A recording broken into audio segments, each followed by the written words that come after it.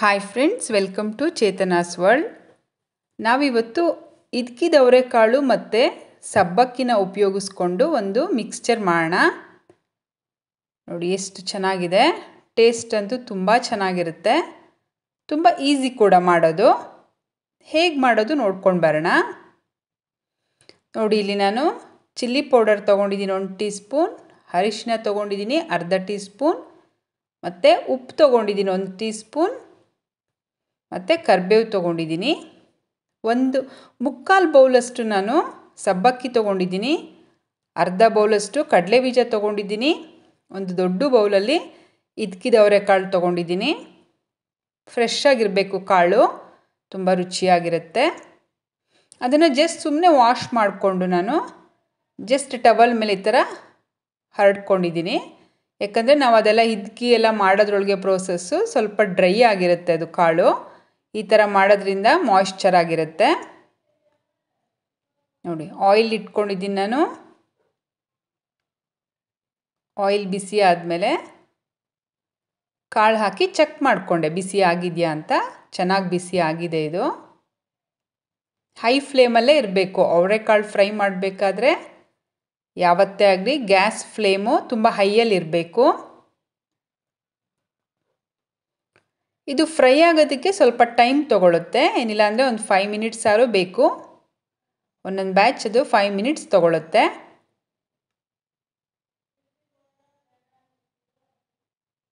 ನೋಡಿ, ಇದು ಎಲ್ಲ ತೇಲ್ಕೊಂಡು ಮೇಲೆ ಬರುತ್ತೆ. ಇವಾಗ ಫಸ್ಟ್ ಹಾಕಿದ ತಕ್ಷಣ ಕೆಳಗಡೆ ಹೊರಟೋಗುತ್ತೆ. ನೆಕ್ಸ್ಟ್ ಅದು ಫ್ರೈ ಆಗ್ತಾ ಆಗ್ತಾ ಫುಲ್ ಮೇಲ್ಗಡೆ ಬರುತ್ತೆ. ಅದು ಮೇಲ್ಗಡೆ ಬಂದ ಮೇಲೆ ನಾವು ಸ್ವಲ್ಪ ಲೈಟಿಶ್ ಕಲರ್ ಚೇಂಜ್ ಆಗಬೇಕು, ಒಂದು ಸ್ವಲ್ಪ ಗೋಲ್ಡನ್ ಕಲರ್ ಆಗಬೇಕು. ಆವಾಗ ಅದು ರೆಡಿ ಇದೆ ಅಂತ ಅರ್ಥ. ಅದಕ್ಕಿಂತ ಮುಂಚೆ ತೆಗಿಬೇಡಿ, ತುಂಬ ಹಸಿಯಾಗಿರುತ್ತೆ, ಕ್ರಿಸ್ಪಿಯಾಗಿ ಬರಲ್ಲ.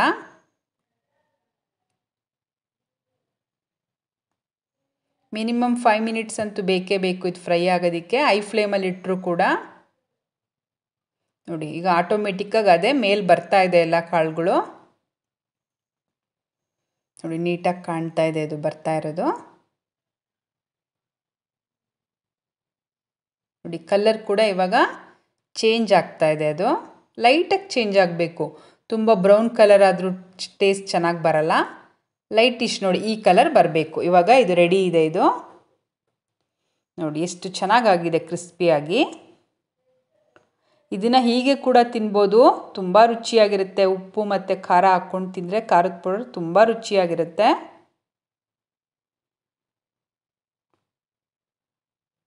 ನೆಕ್ಸ್ಟ್ ಇನ್ನು ಸ್ವಲ್ಪ ಇತ್ತಲ್ಲ ಅವರೆಕಾಳು, ಅದನ್ನು ಕೂಡ ಇದೇ ರೀತಿ ಫ್ರೈ ಮಾಡಿ ಎತ್ತಿಟ್ಕೊಳ್ಳೋಣ. ನೋಡಿ, ಅದನ್ನು ಹಾಕ್ತಾಯಿದ್ದೀನಿ ನಾನು. ಅದನ್ನು ಕೂಡ ಇದೇ ರೀತಿ ಹೈ ಫ್ಲೇಮಲ್ಲಿ ಫ್ರೈ ಮಾಡ್ಕೊಂಡು ನೋಡಿ ಇಟ್ಕೊಂಡಿದ್ದೀನಿ. ಇಲ್ಲಿ ರೆಡಿ ಆಯಿತು. ನೋಡಿ ಎಷ್ಟು ಚೆನ್ನಾಗಿ ಬಂದಿದೆ ನೋಡಿ.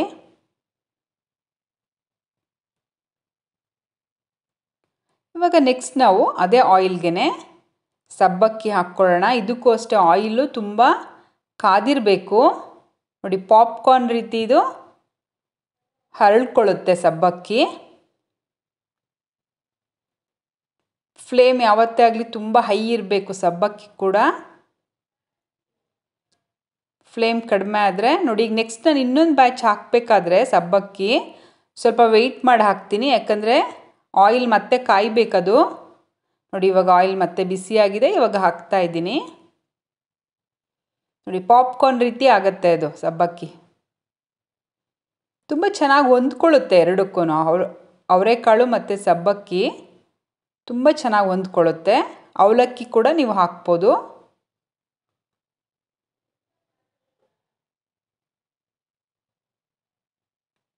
ನೋಡಿ, ಕಡಲೆ ಬೀಜ ಕೂಡ ಅದೇ ರೀತಿ ಫ್ರೈ ಮಾಡ್ಕೊಳ್ಳೋಣ.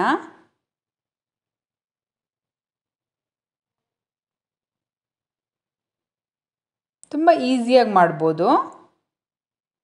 ನೆಕ್ಸ್ಟ್ ಕರಿಬೇವು ಇಟ್ಕೊಂಡಿದ್ನವಲ್ಲ, ಅದನ್ನು ಕೂಡ ಇದೇ ರೀತಿ ಗ್ಯಾಸ್ ಹಿಂಗೆ ಆಫ್ ಮಾಡಿಬಿಟ್ಟು ಆ ಬಿಸಿ ಆಯಿಲ್ಗೆ ಹಾಕಿದ್ರೆ ಕರಿಬೇವು ಫ್ರೈ ಆಗುತ್ತೆ. ನೋಡಿ, ಇವಾಗೆಲ್ಲ ಮಿಕ್ಸ್ ಮಾಡೋಣ. ಅವರೆಕಾಳು, ಸಬ್ಬಕ್ಕಿ, ಕಡಲೆ ಬೀಜ ಎಲ್ಲ ಮಿಕ್ಸ್ ಮಾಡ್ಕೊಳ್ಳೋಣ.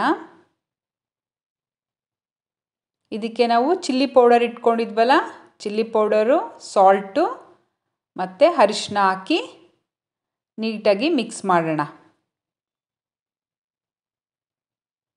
ನೋಡಿ ಇವಾಗ ರೆಡಿ ಆಯಿತು.